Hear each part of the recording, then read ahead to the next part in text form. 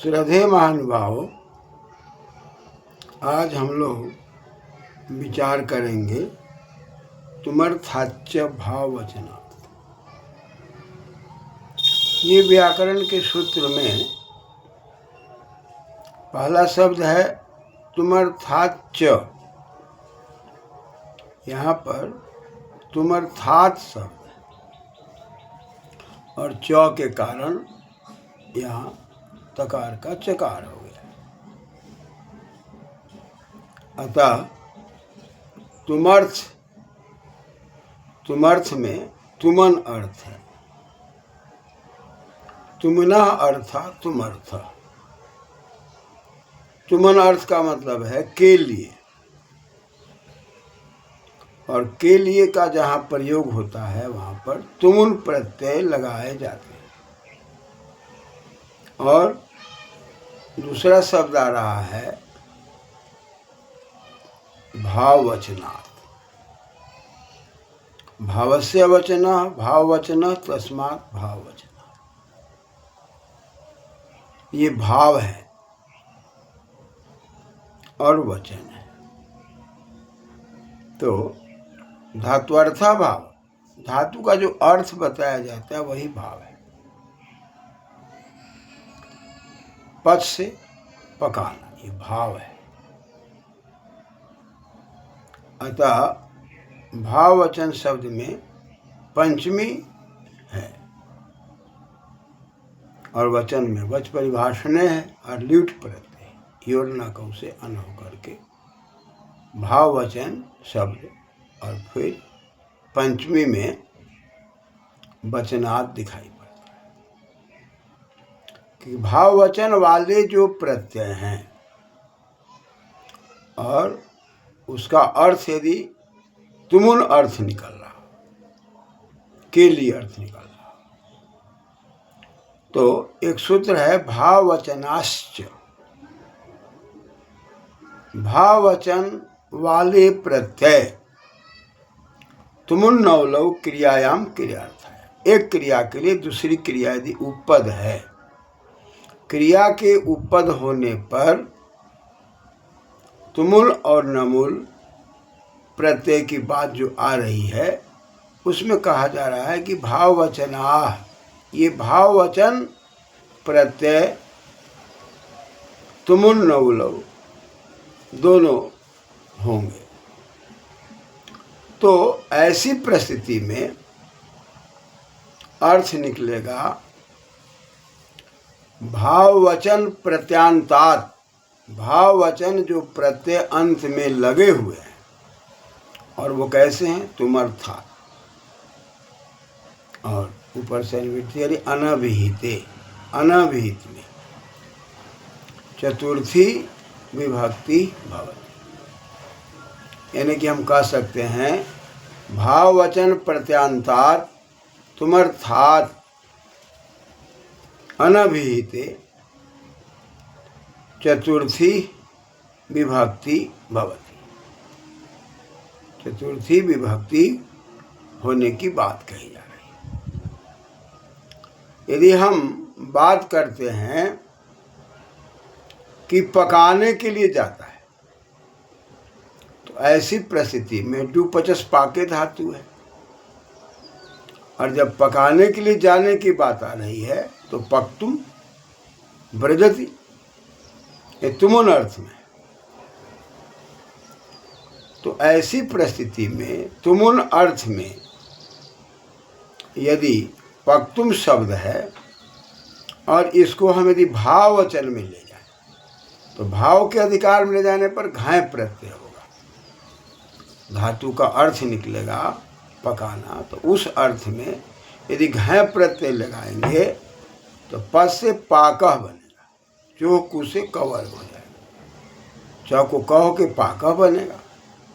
अब तुमन के अर्थ में यदि है, तुमुन के अर्थ में यदि है, तो हम यदि तुमुन प्रत्यय का प्रयोग ना करें तब क्या करें? तो कहा कि भाववचन के प्रत्यय का प्रयोग कर दें। तो भाववचन का प्रत्यय कौन है? तो घाय प्रत्यय। क्या बना? पाका। तो पाका से यदि ये भाववचन के अर्थ में प्रत्यय लगाना चाहते हैं तो ऐसी परिस्थिति में चतुर्थी भक्ति का विधान किया जा रहा है, यानी कि पाकाय ब्रजति। यहाँ पर ब्रजति उपपद है और इस उपपद के रहने पर एक क्रिया के अर्थ में दूसरी क्रिया के उपपद रहने पर, चूंकि पच भी धातु है और इससे रूप बनेगा पचति, तो ये पकाने के अर्थ में जो क्रिया है, लेकिन ब्रजति जाना है तो ये क्रिया के लिए दूसरी क्रिया उपपद में है ब्रजति। ऐसी परिस्थिति में पाक शब्द भाव के अर्थ में होने से चतुर्थी में प्रयोग दिखाई पड़ता है। तो पाक है और चतुर्थी में गे सिंगेरिया, और वहाँ पर पच है और यह है, तो वहाँ पर बना हुआ है पाक। अब पाक के बाद गे सोया हो गया है और आगे शुभ प्रत्यय होने के कारण दीर्घ की अनुवृत्ति आकर पाकाय शब्द निरूपित हो रहा है। पाकाय ब्रजति जाने का उद्देश्य क्या है? पकाना। तो भाववचन के अर्थ में तुमुन का अर्थ यदि निकल रहा है और वहाँ पर भाववचन का प्रत्यय यदि लगा हुआ है तो ऐसी परिस्थिति में चतुर्थी का भी विधान किया गया। लेकिन प्रश्न यह है कि तुमुन के अर्थ में क्या है? तो पक्तुम ब्रजति। यदि तुमुन के अर्थ में ना हो तो क्या होगा? तब भाव के अर्थ में करना पड़ेगा, और जब भाव के अर्थ में करेंगे तब पाकाय चतुर्थी भक्ति का विधान होगा, अर्थ वही निकलेगा। और भाववचन यदि ना हो तो क्या होगा? तब पक्तुम का अर्थ निकलेगा। तो पक्तुम ब्रजति का अर्थ निकलेगा पकाने के लिए। यहाँ पर तुमुन प्रत्यय, और तुमुन प्रत्यय ना हो तो क्या होगा? तो हम कह सकते हैं कारका ब्रजति, डुकरी करने धातु है और नवुल प्रत्यय लग के कारक शब्द बना हुआ है, योर नाकौ से अक होकर कारका ब्रजति। कारक जाता है, काम करने वाला जाता है कर्ता के अर्थ में। तब ऐसी परिस्थिति में जो प्रयोग होगा वह कर्ता के अर्थ में प्रयोग हो रहा है, तब पक्तुम का प्रयोग नहीं होगा। तब हम कहेंगे कारका ब्रजति, कारक जा रहा है। यहाँ पर पच का प्रयोग नहीं है, पकाने का अर्थ प्रयोग नहीं है। और यदि पकाने का प्रयोग हो रहा है, पक्तुम का प्रयोग हो रहा है, तो घय का प्रयोग नहीं होगा, भाव का प्रयोग नहीं होगा। और यदि भाव का प्रयोग होगा तब चतुर्थी की बात आ रही है कि पच से यदि घय प्रत्यय करके पाका यदि करते हैं और घय प्रत्यय करने से पच में जो प का उपधा है अथवा उपधा से यदि हम वृद्धि कर देते हैं तो पाका शब्द है। और ये पाका भाव वचन में है, इसलिए कहा भाव वचन प्रत्यांतार तुमर्थात। तुमुन अर्थ में है लेकिन भाव वचन प्रत्यय। तो ऐसी परिस्थिति में जो तुमुन है उसका न प्रयोग हो करके चतुर्थी का हम प्रयोग कर सकते हैं। अतः पाकाय ब्रजति। और यदि पक्तुम ब्रजति का प्रयोग करते हैं तब यहाँ पर हम